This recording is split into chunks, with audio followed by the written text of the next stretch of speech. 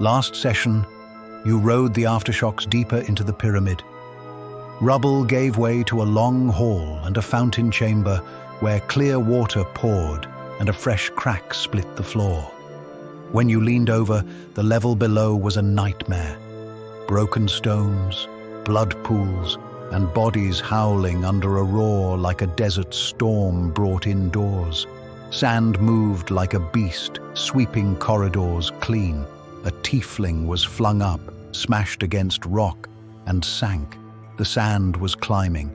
You heaved rocks to stopper the crack temporarily and pushed on. In a lounge of carved couches and gnoll idols bowed in devotion, a pack was in the process of tearing apart 3 adventurers. Salah Kamara's authority rang out. Weapons and gore dropped from gnoll hands as their blood-caked muzzles went slack. You struck before they could rally and brought them down hard. A dwarf, guts mortally ripped open, pressed a dwarven grimfire pistol, his culture's guarded weapon, into Salahaddin's palm, begging you to use it on his killers. Knowing a simple cure could not repair missing organs, Salahaddin gave him a swift, merciful end. You picked the field clean. The dwarf's hand cannon sat heavy and loaded. A half-elf rogue's satchel bulged with antique silver and gold trinkets and thieves' tools. A tiefling wizard clutched a spellbook with formulae for identify, snare, magic missile, protection from evil and good, scorching ray, and web. Continuing the search for a way out of the sinking pyramid, an empty office yielded nothing.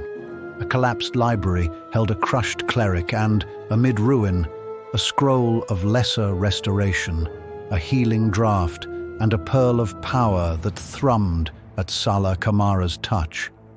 Another quake. You cut into a broad corridor lined with doors and corpses.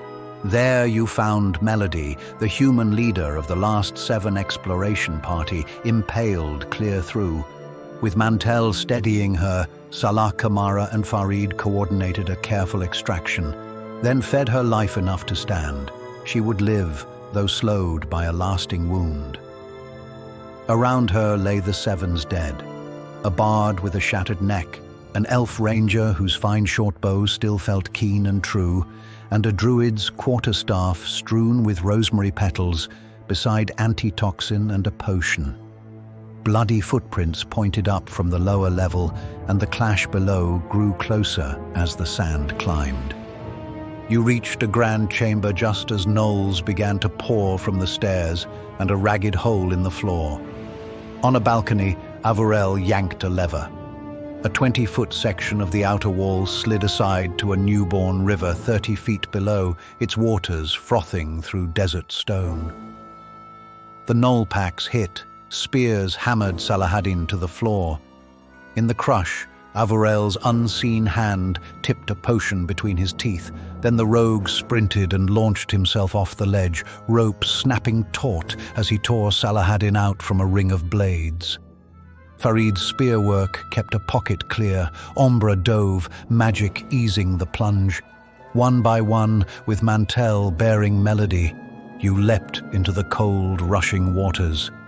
Darkness took you in the torrent, and dawn returned on you at a sandy bank miles downstream, alive, shaken, armed with a dwarven hand cannon and a handful of relics, and staring back at a pyramid that seemed to be sinking under a will that could command both gnolls and sand.